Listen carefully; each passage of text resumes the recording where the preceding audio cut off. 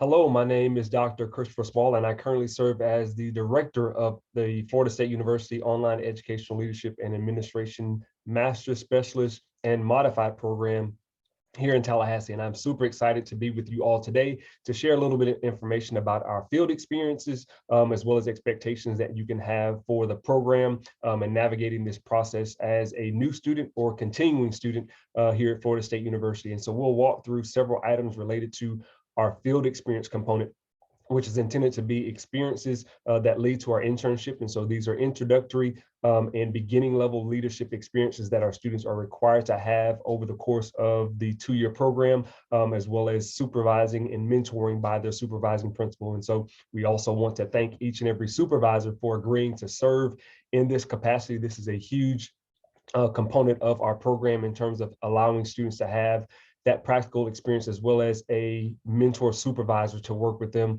as they work toward becoming an educational leader in their respective school district. So our game plan or agenda for today includes not only our program overview, where we'll talk a little bit about the logistics of our program and program expectations. We'll also talk about the course outline as it relates to courses that students are taking and the number of field experience hours that they're expected to have within those courses. We'll, of course, cover field experience expectations and what those look like. And then finally, the roles and responsibilities of our supervising mentor principals. So in terms of our program, we are fully online and have been since 2008. And so this has been a way of work for us for quite some time. We are, of course, fully aligned to the Florida Principal Leadership Standards and are a state-approved program. Our coursework integrates all of the FLDOE competencies and skills related to the FELE exam in order for students to graduate and secure the Level 1 Educational Leadership Certification. Our program is comprised of 9 core courses towards certification, as well as 2 elective courses that students take over the course of our summer semesters.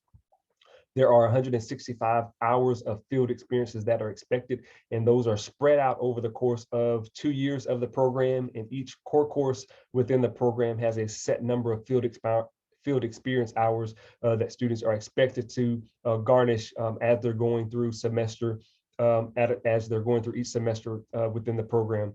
And then field experiences are completed within the 7 core courses. And so during the elective courses that students take during the summer, they are not required to have those field experience hours, but we do expect them to have those embedded field experiences and practical experiences during the core courses, many of which fall during the regular school year. And ideally, as they're going through the program and through each of those courses, the field experiences are expected to be aligned to certain items that take place during certain parts of the school year. And so certain assignments through their coursework will also be aligned to gaining field experiences and or asking them to perform certain activities in order to document those field experiences in the field. In terms of core courses and the field hour alignment, and so during each fall semester, there are 3 core courses that are expected to have field experiences. Teacher leadership development, planning effective instruction, and legal aspects are those 3 courses. During our summer semester, there's 1 core course that is leadership for diversity that includes a total of 40 field experiences. And during each spring semester, there are 3 courses as well: resource management, data-driven school improvement, and instructional leadership, all of which, and as you can see on the slide, have a set number of field experiences. And as I mentioned earlier, many of them are aligned to specific types of activities that occur during the school year and or that we want to have them prepared to tackle as they get prepared for the FELE exam during their final semester of the program.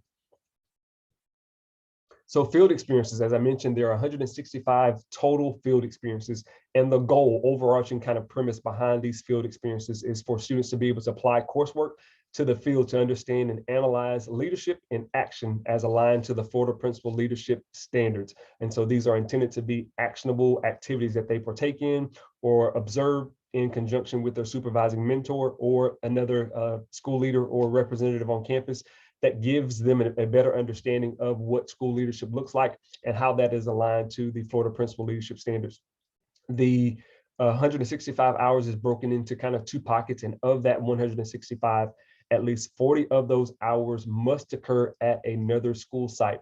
And so in addition to working in collaboration with their current supervising principal mentor, that's on their work site, they're expected to have 40 hours at a secondary site.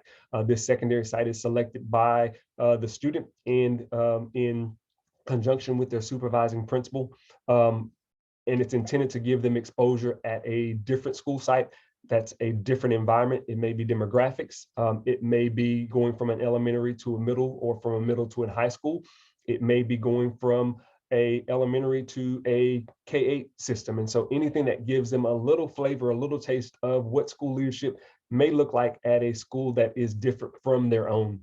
And so those things are discussed with the students as part of their orientation, but also knowing that that also does entail the supervising principal being aware of where that second site may be located.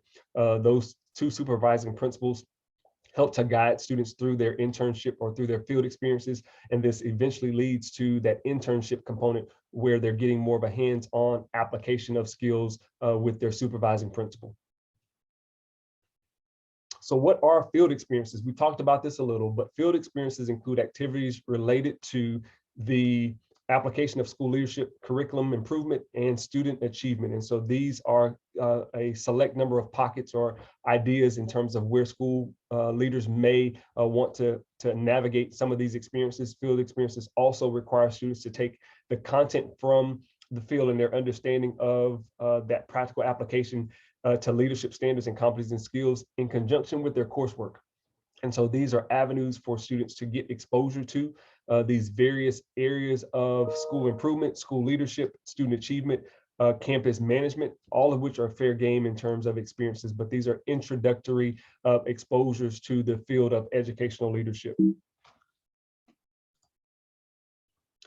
In terms of some sample activities, this is not an exhaustive list, but as you can see here, there are about 10 different examples of activities. As students are going through the program, there are specific assignments in each of our core courses that are expected to garner field experiences. For example, within the data-driven school improvement course, students are asked to calculate the school grade of their current school. And so that particular assignment where they're pulling from existing school grade data that they may get from their assistant principal or a data coach or the guidance office to calculate their current school grade, and then develop a school improvement plan based upon the areas of concern that they may find during their school grading data assignment. And so that in and of itself could also be considered a field experience because they're working within the field, they're getting exposure to leadership and looking through the lens of a school principal. How would I develop that school improvement plan based upon the existing data points that I see?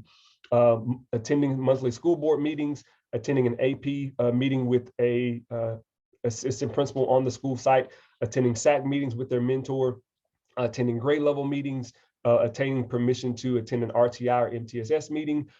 So all of these types of activities would be fair game in terms of field experiences. The key piece being discussing with your mentor what you learned from attending those activities. And you'll see that language throughout each of these examples of how then does the student reflect with their supervising principal on their experience, what did they take away from it, in order to develop what they'll submit as their journal for documenting these hours. And so these are just some examples, again, not an exhaustive list. And I'll also include this as an attachment in the email that comes out with the link for the webinar. Kind of the next tier of example, you'll see the top of this says phase 2 or level 2. So depending on where students are, we have some students who are in our program who may already be serving in some coaching or leadership roles. So their activities may require a little bit more of taking a lead in terms of things. And so they may be conducting a PLC meeting with some feedback from their supervising principal. They may be hosting a conversation about how to use incoming ESSA dollars that came in that we can use for technology or for resources for students. And so the level 2 activities are intended to kind of be that next step of, as you're going through your field experiences, they should build upon each other to give you as a student the capacity to take more of a lead, but also as the supervising principal, helping students to navigate through that process of adding leadership experiences to their toolkit. And so these are just a few other examples that students may be able to participate in as they're going through the program. Field experience log and journal. And so in addition to the experiences in and of themselves, students are expected to keep a log and journal of their field experiences. And so we provide them with a template for each course that they're expected to follow. Within that journal template, they'll include the field experience description. And so a brief description of what did you actually do, what activity that you participate in. We also ask for some of the dates that those activities occurred upon. The main section is going to be the reflection. And so there are 3 main reflection questions that students must address for each of their experiences. Keep in mind that if you attend a SAC meeting in September, January, February, March, or whatever those respective dates may be, if you attend the same type of meeting over the course of a semester, you can consolidate those hours. And so you may have an entry on your log for attending SAC meetings during a particular semester, listing the dates, and it may account for 5 total hours. And so there's also some leeway in terms of how those are documented, but in essence, each activity should be documented within the log and should reflect the 3 required reflection questions. Reflection question 1 is what you discovered and or learned. And so what was a takeaway that you learned as a result of participating in this particular activity? How that learning influenced your leadership actions and or beliefs. And so what are the implications for school leadership? And so I attended this meeting or participated in this activity. These are the implications for school leaders and things to keep in mind. And here's my reflection of my beliefs or actions as a school leader in terms of a takeaway. And then finally, what further leadership questions to pursue? And so what are additional questions that you may have or things that you may still not be clear about as a student in terms of how a leader navigates that particular type of experience or item? And so how does a leader prepare for the various concerns of stakeholders at a SAC meeting? So those types of things are expected to be addressed in that final reflection question. Next, you're going to allocate or document the number of hours for each activity. As I mentioned, those can be consolidated if they're the same type of activity. Otherwise, you would separate them out based upon the activity and then listing the number of hours for those activities, and then also where those hours took place. So was it at your primary site, your secondary site, or did you have some experience at the district office? And there are specific columns for that to be noted on the journal and log. And then finally, and most importantly, the supervising principal's identification and comments, which is in the form of a signature. And so your supervising principal or the student supervising principal will be signing off that these are actual activities that they took part in. And so the supervising principal is not required to score or grade the reflections. You're welcome to do so, but reviewing those to ensure that those are authentic and happened on your campus as a way to document those hours. And then the student also signs that those are official hours. And so if you requested that a student work with your guidance counselor or with an assistant principal on an activity, you will be signing off that, yes, I am aware that they took place on my campus, and signing off on those respective hours. If you are able to include comments and feedback, that's always helpful in terms of having that formative feedback for students in terms of things that they may need to address or work on, areas of concern, as well as feedback that may be in the form of praise of things that they've done really, really well during the course of the semester, are always welcome as documentation on those field experience logs and journals. In terms of what field experience log journal entry looks like, here's a quick example of a field experience journal that actually involves attending a SAC meeting. And so to the far left, you'll see the dates. And so there were 2 particular occurrences for this school advisory council meeting. They gave a brief description of what took place. And so not only interacting with the principal, the administrators, the 2 teachers, and who was involved, what they did at the meeting. So they collected data to analyze for reviewing of assessments, and then gathering information that will be helpful for students. So kind of some general takeaway points in terms of description. In the center, you see the responses to the 3 reflection questions. And so question 1, in terms of what they learned from attending the meeting, how it influenced their beliefs and leadership, would be question 2. And then question 3, questions that they have. And so it's not a super exhaustive. We do anticipate seeing at least 3 to 4 sentences for each of these, particularly for questions 1 and 2, and then 1 or 2 questions that you may have as a reflection at the end. And so not anything that's super heavy, but definitely should give the faculty enough information to tell that the experience was authentic and engaging for them, but also practical for them, and that they did do some form of reflection of that activity. And then to the far right, you see the number of hours that they spent attending SAC meetings for this particular semester. In terms of a non-example, and so you can see kind of the difference in this one here, very, very brief. And so the field activity, the description is very limited. To the far left, you'll see that it has principal observations of ELL portfolio. So it doesn't give a whole lot of information in detail in terms of what was done. The reflection questions, response to the reflection questions are very general as well. Question 1, you can see in terms of what they discovered about the field experience that they participated in. I discovered the joy that one can have through a classroom where diverse cultures are celebrated and nurtured. And so it lends itself to some discussion, but doesn't really give a whole lot in terms of feedback for the grader and or for the supervising principal. And then you see that they have the number of hours that they completed for this particular activity. And so we want to try to avoid some of the very minute reflection and minimal discussion, but also want to ensure that we capture the essence of what the field experience was intended to impart into students, as well as the takeaways for them as a reflection piece. And finally, I mentioned earlier about the signature page. And so this is what that signature page is going to look like. As you can see, the supervisor's name printed, their position, as well as the district comments that they may have.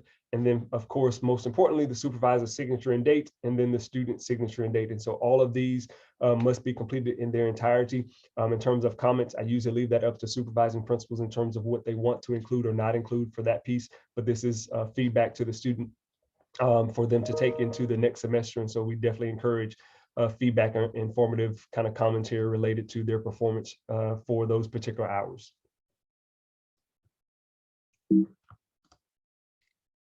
So expectations of supervising principals, just to kind of recap some of these. And so item number 1 on here, devote the time necessary for students' growth and development into a school leader. And so there is going to require some time, typically kind of rule of thumb, definitely not scheduling something every day and not necessarily even every week, but maybe bi-weekly as a touch point to reflect with the students in terms of what they've accomplished, what they've completed, and getting an update on any current assignments that they're working on and or needs for support with securing field experiences is going to be kind of a general expectation. And then, of course, doing the final evaluation and taking the time to complete that for them as well. Foster a relationship that is conducive to the students' learning. And so identifying ways of work that work best for you with your schedule as a supervising principal, and then developing that working relationship to where, as they're going from semester to semester in the program, they're able to gain as much experience as possible within reason that's going to be practical for them. And that requires that relationship to be kind of solid for them to advance.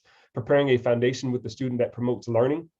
And so letting them know that it is, letting students know that this is a learning process is kind of the general tenor of our courses. And so this additional piece of the practical experiences, field experiences become another foundational aspect of developing to a highly effective school leader.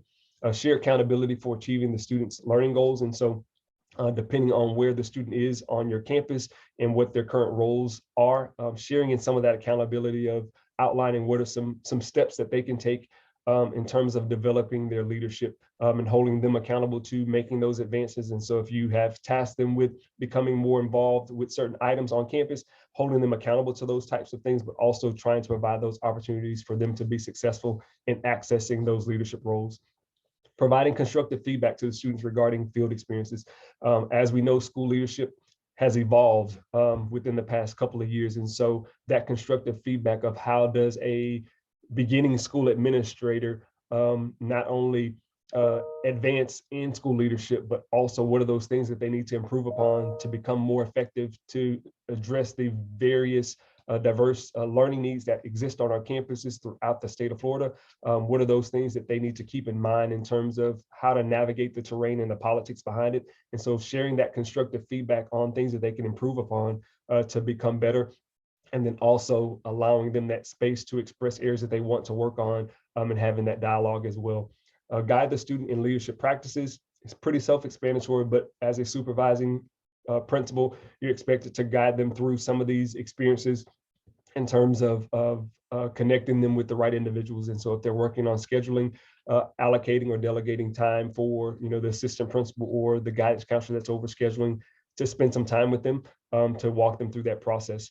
And then through the 165 hours of field experiences, students will gain practical experiences in a school setting provided under the guidance of a supervising principal.